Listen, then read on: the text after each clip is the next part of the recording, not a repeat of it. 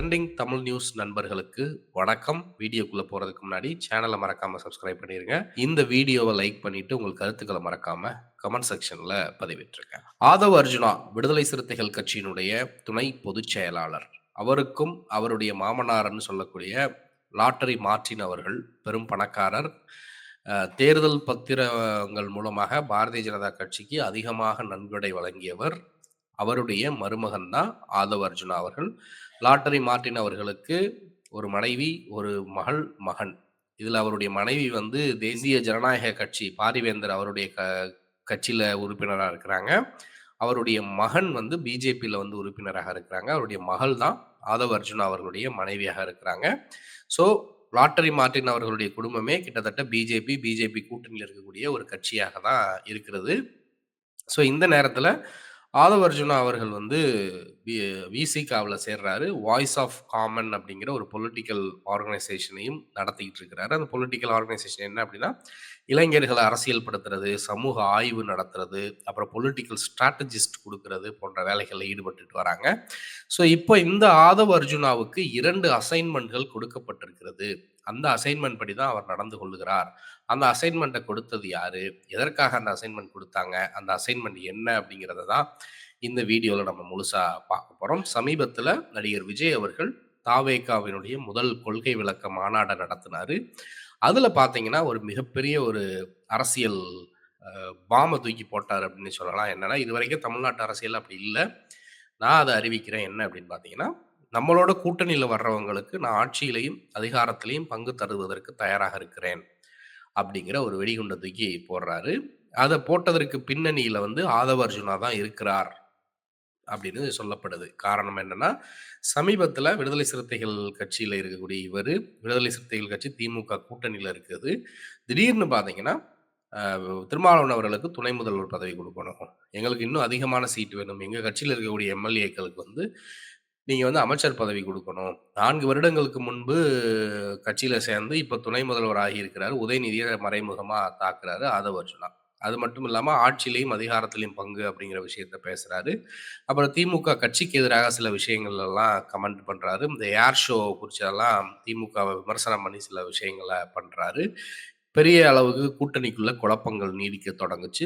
அதை தொடர்ந்து பார்த்தீங்கன்னா, மது ஒழிப்பு மாநாடை திருமாவளவன் நடத்துறாரு. அது ஆட்சியில் இருக்கக்கூடிய திமுகவுக்கு எதிராக தான் அமையும் தெரிஞ்சுக்கிட்டே நடத்துறாரு அப்படின்னு திருமாவளவன் மீதும் விமர்சனங்கள் வச்சாங்க. திருமாவளவன் தரப்புல இருந்து பார்த்தீங்கன்னா, ஆட்சியிலும் பங்கு, அதிகாரத்திலும் பங்கு அப்படிங்கிற விஷயங்களை நான் 30 வருஷத்துக்கு மேல நான் பேசிட்டு இருக்கிறேன். மூப்பனார் அவர்கள் காலகட்டத்திலிருந்து இந்த கருத்து விடுதலை சிறுத்தைகள் கட்சியினுடைய கொள்கையாகவே இருக்கிறது. இது என்ன இன்னைக்கு புதுசா இதை பெருசுபடுத்துறீங்க அப்படிங்கிற ஒரு விஷயத்தையும் சொன்னாங்க. அது மட்டும் இல்லாம மது ஒழிப்பு மாநாடை குறித்து நான் முன்னக்கூட்டியே அறிவிச்சது. இது திமுகவை எதிர்த்து இல்லை, மது ஒழிக்கிறது அப்படிங்கிற ஒரு காமன் அஜெண்டாவை எதிர்த்து தான் நான் பண்றேன் அப்படிங்கிறதையும் அறிவிச்சாரு. ஸோ ஆதவ் அர்ஜுனா அவர்கள் இந்த வெல்லும் ஜனநாயகம் அப்படிங்கிற மாநாடை சக்சஸ்ஃபுல்லா பல லட்சம் சிறுத்தைகளை கொண்டு விடுதலை சிறுத்தைகள் நடத்தி முடிச்சாங்க. மகளிர் மாநாடு, மது ஒழிப்பு மாநாடு அப்படிங்கிற பல விஷயங்கள்ல விடுதலை சிறுத்தைகளுடைய கட்சியையும் கட்சி உறுப்பினரையும் மேம்படுத்துவதற்கு பின்னணியில் ஆதவ அர்ஜுனா தான் இருந்திருக்கிறாரு. அதனால தான் அவருக்கு துணை பொதுச் செயலாளர் பதவி, எம்பி பதவி வாங்கி கொடுக்குற அளவுக்கு போச்சு அப்படின்னு சொல்லப்படுது. ஸோ இப்போ இந்த மாதிரி பல்வேறு குழப்பங்களை விடுதலை சிறுத்தைகள் கட்சிக்குள்ளாக ஆதவ அர்ஜுனாவால் உருவாக்கப்படுகிறது. இப்போ இன்னைக்கு பார்த்தீங்கன்னா, ஆதவ அர்ஜுனா சம்பந்தப்பட்ட வீடுகளிலும் அலுவலகங்களிலும், அப்புறம் அவருடைய மாமனார் லாட்டரி மார்ட்டின் அவர்களுடைய வீடுகளிலும் அலுவலகங்களிலும் ரைடு போய்கிட்டு இருக்கிறது. ஏன் ரைடு போகிறது? இப்போ நாடாளுமன்ற தேர்தலுக்கு முன்னாடி இவர் விடுதலை சிறுத்தைகள் கட்சியில் சேர்ந்த உடனே பார்த்தீங்கன்னா ஒரு ரைடு போனாங்க. அதுக்கப்புறம் பார்த்தீங்கன்னா ஃபுல்லாகவே அமலாக்கத்துறையினுடைய கட்டுப்பாட்டில் தான் இவங்க இருக்காங்க அப்படிங்கிற மாதிரி சிலவர்களுடைய செயல்பாடுகள்லாம் வெளியில் தெரிய ஆரம்பிச்சிச்சு. ஸோ இப்போ இவர்களுக்கு கொடுக்கப்பட்ட அஜெண்டா என்ன? அஜெண்டா யாரு கொடுத்தது அப்படின்னு பார்த்தீங்கன்னா, விடுதலை சிறுத்தைகள் கட்சியை எப்படியாவது திமுக கூட்டணியிலிருந்து வெளியேற்றணும். அப்படி இல்லைன்னா விடுதலை சிறுத்தைகள் கட்சியவே உடைக்கணும்.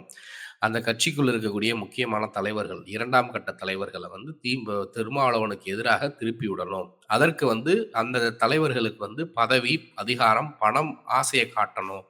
அந்த வேலையை ஆதவ அர்ஜுனா செய்யணும் அப்படிங்கிற மாதிரி அஜெண்டா தான் கொடுக்கப்பட்டிருக்கிறது. இந்த அஜெண்டாவை கொடுத்தது யாரு அப்படிங்கிறதா முக்கியமான கேள்வி. கடந்த வருடம் நவம்பர் மாத காலகட்டத்தில் பார்த்தீங்கன்னா, தேசிய பாதுகாப்பு ஆலோசகர்ன்னு சொல்லக்கூடிய அஜித் தோவல். அவர் வந்து தமிழ்நாட்டுக்கு ஒரு லோ ப்ரொஃபைல் விசிட் பண்றாரு. ஆர்.என். ரவி அவர்கள சந்திக்கிறாரு. அப்புறம் இந்திரா காந்தி அட்டாமிக் பவர் இன்ஸ்டிடியூஷன்ல அங்க போய் விசிட் பண்றாரு. அதுக்கப்புறம் ஒரு நாள் ஃபுல்லாவே இங்க இருக்கிறாரு. அப்புறம் டெல்லிக்கு போறாரு. அடுத்த சில நாட்கள்லயே ஆளுநர் அவர்கள் வந்து டெல்லிக்கு போறாங்க. ஸோ இந்த இடைப்பட்ட காலகட்டத்தில ஏதோ ஒரு காலகட்டத்தில ஆதவ் அர்ஜுனா அஜித் தோவல் அவர்கள சந்தித்து பேசியிருக்கிறார். ஏன்னா, ஆதவ் அர்ஜுனா அவர்களுக்கு ஸ்போர்ட்ஸ்ல இருக்கிறதுனால, அவர் தான் வந்து பாஸ்கெட் பால் ஃபெடரேஷனுடைய இதாவும் இருந்திருக்கிறார். ஹெட்டாவும் இருந்திருக்கிறாரு. இன்னும் பல்வேறு விஷயங்கள்ல ஸ்போர்ட்ஸ்ல இருந்திருக்கிறாரு. ஸோ டெல்லி சந்திப்புகள் அடிக்கடி நடந்திருக்கிறது. டெல்லியில முக்கியமான நபர்கள சந்தித்து சில அசைன்மென்ட்கள் வந்து இவருக்கு கொடுக்கப்பட்டிருக்கிறது. லாட்டரி மார்டின்ஸ் வழக்குகளா இருக்கட்டும், ஆதவ அர்ஜுனா சம்பந்தப்பட்ட வழக்குகள்ல நடவடிக்கைகள் எடுக்காம இருக்கணும் அப்படின்னா, நீங்க வந்து இந்த 2 அஜெண்டாவ செஞ்சே ஆகணும். ஒண்ணு நாடாளுமன்ற தேர்தல ஒட்டி செய்யணும். இன்னொன்னு வந்து சட்டமன்ற தேர்தலுக்குள்ளாக செய்யணும் அப்படின்னு சொல்லப்பட்டிருக்குது. என்ன முக்கியமானது, திமுக கூட்டணியிலிருந்து எப்படியாவது விடுதலை சிறுத்தைகள பிரிக்கணும். 1. அப்படி பிரிக்க முடியலையா, கட்சிய உடைக்கணும். இது 2ல ஏதாவது செஞ்சா தான், அந்த திமுக கூட்டணிக்குள்ள விடுதலை சிறுத்தைகள் வலுவாக இருக்கிறதுனால தான், திமுக கூட்டணி வந்து தொடர்ந்து எல்லா தேர்தல்களிலும் வெற்றி பெறுறாங்க. அப்படி இருக்கிறப்ப, அவர்கள வந்து உடைக்கணும் அப்படின்னா, அந்த கட்சிக்குள்ள ஒரு ட்ரோஜன் ஹார்ஸ் மாரி அனுப்பிச்சு, அந்த கட்சியில இங்க பாரு உங்களுக்கு இவ்வளவு பெரிய வலிமை இருக்கு. இவ்வளவு நெட்வொர்க் இருக்கு. ஆனா நீங்க வந்து என்ன இப்படி போட்டியிடுறீங்க? அப்படிங்கிற மாரி ஒரு குழப்பத்த உண்டு பண்ணணும்.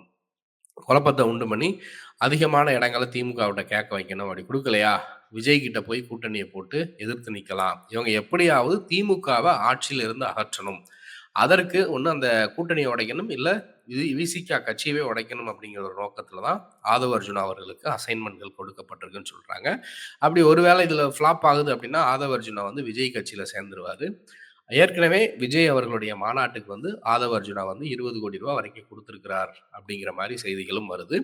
ஸோ 2026 சட்டமன்ற தேர்தல்ல தமிழ்நாட பொறுத்தவரைக்கும் திமுக திரும்பவும் ஆட்சிக்கு வரக்கூடாது. விடுதலை சிறுத்தைகளும் ஒரு சரியான ஃபார்ம்ல இருக்கக்கூடாது அப்படின்னு சொல்றாங்க.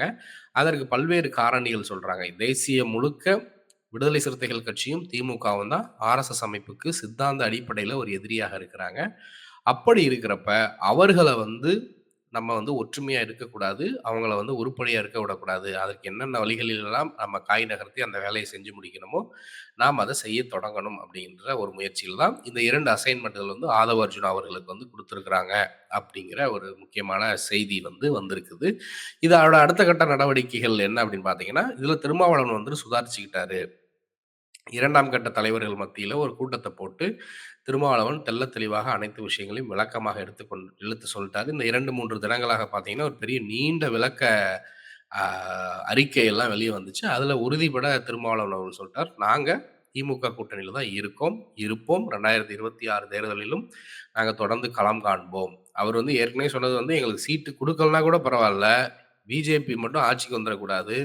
கொள்கை அடிப்படையில நாங்க கூட்டணி வச்சிருக்கிறோம் அப்படிங்கிற விஷயத்தெல்லாம் திருமாவளவன் ரொம்ப தெளிவாக எடுத்துக்காட்டோட சொல்லிட்டாரு. ஸோ, இன்றைக்கு வந்து திருமாவளவன் அவர்கள் அப்படி ஒரு கருத்த சொன்னதுனால, பிஜேபியினுடைய கனவு பலிக்காம போயிருச்சு ஒரு புறம். இன்னொரு புறம் நேற்றைய தினத்து வரைக்கும் அதிமுக வந்து எடப்பாடி அவர்கள் சொன்னது வந்து எப்படியாவது வந்து பிஜேபி வந்து கூட்டணியில வந்துரும் அப்படிங்கிற மாரி பலரும் கனவு காண்டுகிட்டு இருந்தாங்க.